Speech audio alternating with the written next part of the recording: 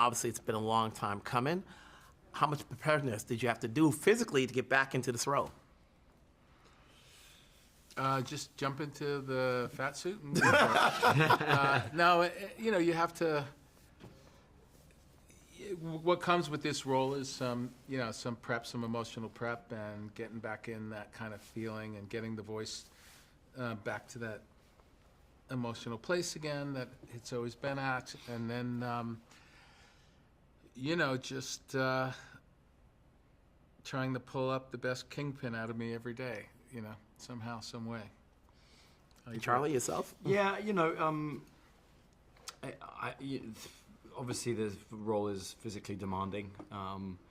It requires, I think it requires, a certain aesthetic. You've got to be in superhero shape, as it were. I've been doing this for a long time now, and I'm not as young as I was, and so I noticed with the action sequences, I have to really kind of do a lot of stretching. I've incorporated a lot of mobility into my workouts now, just so I can keep doing it, which has actually been an amazing thing. I wouldn't want it any other way. I kind of love how physically demanding it is, and that I won't always have the opportunity to play characters that have to do all this cool shit. So I'll take it. It's a lot of fun. It's hard work, but it's a lot of fun. For anybody who's probably just going to start watching this now, does one need to watch Daredevil and Hawkeye to get an idea as to who your characters are coming into this? No, not at all. That's the whole point. That's why they're calling it Season 1, is so that it doesn't alienate people who haven't seen the other stuff. Now, the history between the two characters, that's all consistent with what we're doing, and it plays right into it. But the writers did such a beautiful job. Dario did such an amazing job, particularly with the pilot episode, if you're a returning fan, you get all of what they call the giant hug from all the people and characters that you know and love early on. A nice warm hug. A nice warm hug, yeah. But if you've never seen an episode of Daredevil, I believe that you are given what you need in order to enjoy it as much as anyone else. Yeah, I think you're absolutely right. And I believe that Dario has written a beginning that feels like if you're a new audience member, you're told in a very kind of dramatic way that there's a past. The past is not resolved. And have a look. So with Wilson Fisk, are we supposed to like him now, considering what he had done previously? Or do they write it in a way where like, okay, here's humanity to him? He has an agenda, and he's going to follow through with that no matter what. And so in the end, it really doesn't matter what people think as far as he's concerned. His thing is, I'm doing this now, love me or leave me. That's what he's doing. He's on a journey, and he's going to accomplish that. With Matt, when we last saw him to now, how much has that changed him, and how much has that changed you over the years?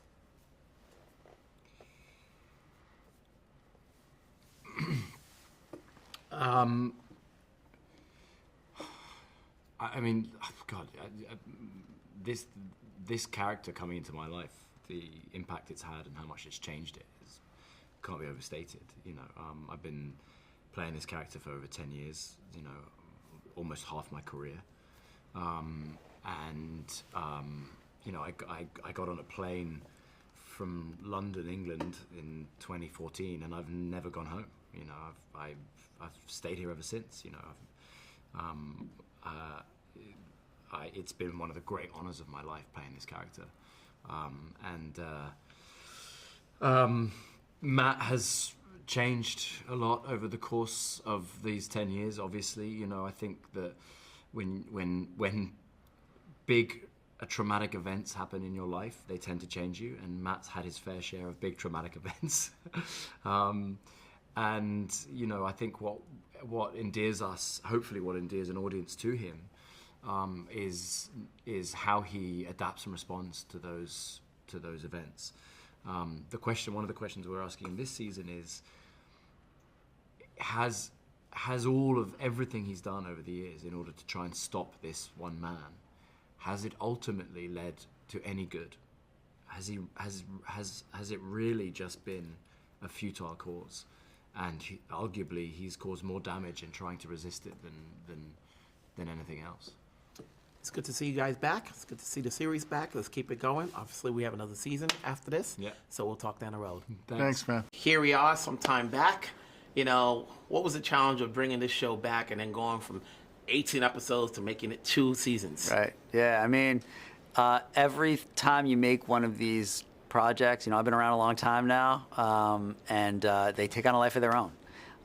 When you listen to the project and you see where it wants to go and what it wants to be, that's always where you find success. If you try to force it into one thing too much, it might turn on you. Was there a challenge in trying to keep the tone of what we saw previously on Netflix, being it's on a new platform now and sometime later? It wasn't a challenge ultimately. At the beginning, I think we didn't know how far we could push it, and we kept pushing it a little bit more. And certainly when Dario came aboard, we pushed it as far as we possibly could, and turns out it never broke. Disney really was supportive in letting us tell the best story possible, and that is a violent TVMA story. Now, you've got 2 seasons that you're going to get in the can. Is there room for more? And obviously, there's been this talk this week recently regarding the other series coming back. What can you say about those? It's a world that is expansive. This crime-fighting side of New York City is something that is boundless. There's many stories to be told here. Mm-hmm. I just want to go where the river kind of takes me. Let's see how many stories there are to tell. And Daredevil, we're starting to shoot Daredevil season 2 next week, and hopefully we make more. And with all these characters living and breathing in the same air in the same city, there's no question there's going to be collisions along the way. For you personally, where did you want to see Daredevil grow? I'm a fan of the original show. I used to watch it as a fan. When I was a film producer, I would go home, after shooting a long day and watch the shows on Netflix. And just the ability to work with these characters is just it's a dream come true. I think that these are philosophical characters that are constantly questioning their world and questioning their own character and their own intentions, and that questioning leads to constant conflict and drama, and that's really the thing that I'm most excited to explore.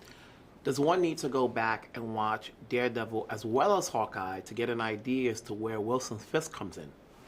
I think you could pick it up at the beginning of Daredevil Born Again and have a full experience. You meet this guy who loves this city. He used to be a crime figure, but he seems to be reformed, and he is trying to be a good mayor. He's trying to do what's best for New York, but some of those bodies don't stay buried, and it makes it a little hard for him. Is it hard trying to humanize him after what we saw previously? Not when you have Vincent D'Onofrio playing him. He brings like real pathos to this character. It feels like you're watching a human being, and despite the way he wields violence, you do feel for the guy, and it's because of that performance. When you have Charlie back in, and it's been some times I mentioned, how much do you have to tell him to go back to the gym and work out again, because you're going to be doing a lot more fight scenes? Luckily, when you're working with Charlie, he's in incredible shape. He knows the moves. He's an amazing athlete. And we have a great stunt coordinator and second unit director in Phil Severa. So it's something I never question, and I know these guys can do, and are gonna knock it out of the park. Last but not least, what kind of Easter eggs are we expecting? There are some Easter eggs, but I wouldn't be expecting Iron Man to show up. It may take place in the MCU, but it is a New York story on these streets in this world, and that's the world that we'll be exploring. All right, thanks for coming back. Yeah, thanks, man. Right, here we are, sometime later. What's the challenge of trying to keep the same tone from what people saw on Netflix to keep it going? The challenge really is to give the feeling of that old show and of those characters and bring them into now, to take them along kind of a timeline of 7, 8 years later, so that we feel all the weight of everything that happened there. And now what's next? So you kind of have to balance the scales between, as Foggy says it, respect for the past and hope for the future. Yeah. You know? What are we getting, as you mentioned, 7 years later that, makes it relevant for the show to keep coming back? Well, I think there was a promise etched on of a napkin at the end of the last season, that we were going to see a business or a law firm start. And we brought those characters to that place. And then, as will always be with Matt Murdock, there are things that get in the way of him finally finding equilibrium, finally balancing the sides of dark and light.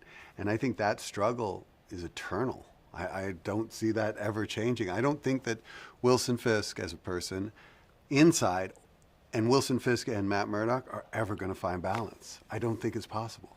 You mentioned Wilson Fisk. Does one need to go back and watch, obviously, the first Daredevil as well as Hawkeye, to get an idea as to where Wilson's character fits in here? I don't think so. I mean, yeah. this is what I would call classic Fisk.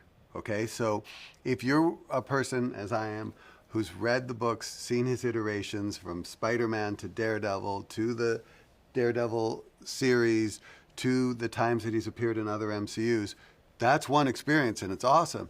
You can parachute into this second one of this story, meet Wilson for the first time, and get a pretty good idea of what you're dealing with. When you come in, in terms of what you're bringing into the table, it's like, are we expecting more? What's more emphasis, plot or action? I Because say they people go use, hand in Daredevil hand. is like, we want a story, but we also want to see a fight scene or so. They So- have to be together. Yeah, I mean, I see them as kind of being hand in glove, no pun intended. The action has to have a story, and usually it's got to have a story that kind of gets you. And I think we have 2 signature action sequences that I would say are story heavy, and then the others are in service of story. The best way of putting it, the intercut, and I don't want to give too much away, there's an action sequence that is done so crazy, it's one of those things that you're like, you won't notice it until you notice it, that is telling the story of these 2 men better than words could ever do. And that's the goal, is to create action that sets the bar, raises the bar for television action, but at the same time, there's characters inside that fight.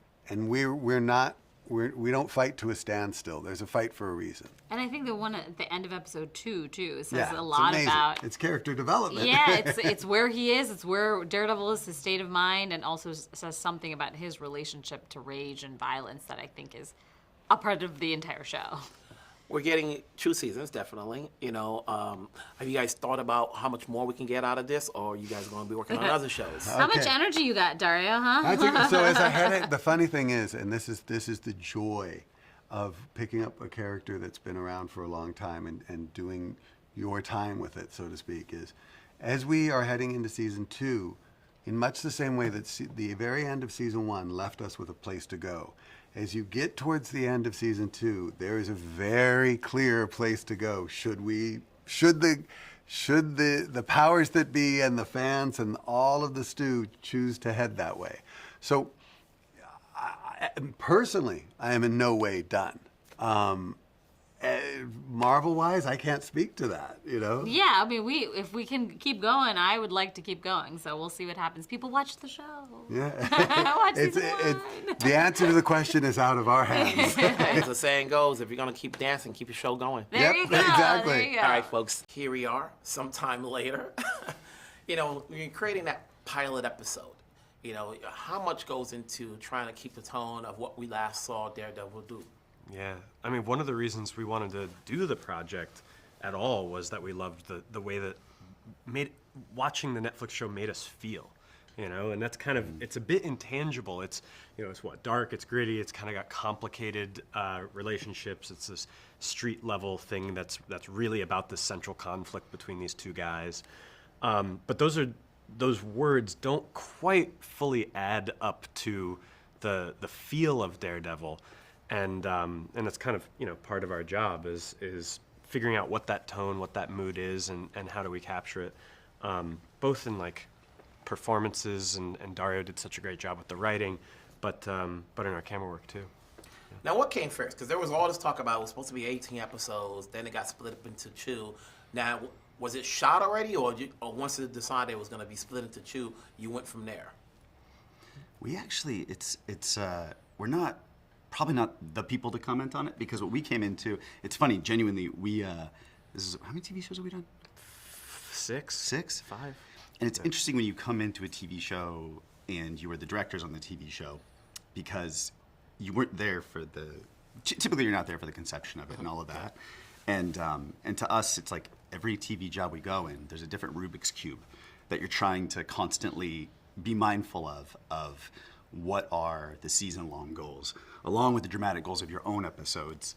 And oddly, it's like, we know there's something non-traditional about the way this was done, but our perspective on it was that like, it was just like, cool, we get to do a few episodes of like one of our favorite TV shows ever. Yeah.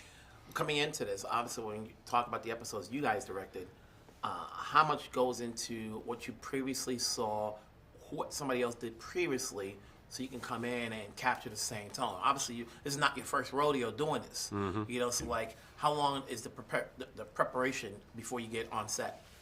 I think we had a couple of months of prep, something like that. We were actually encouraged to just come up with our own style, and we wanted to make sure that the style would meld with the footage from before. But going back to what you're saying earlier, is it really just needed to feel right, because mixing styles within a show can work as long as there's like a North Star of character. As long as all your actors know what show they're in, right? And so we developed this visual style that was more based in like how bold the first series was on Netflix. Mm-hmm. How you remember season 1, how wild that lighting was, and our lighting's not exactly that, but it made us realize like, oh, we can do anything. And season 1 doesn't look like season 2 at all to me, and so we were like, okay, so we need to do something different.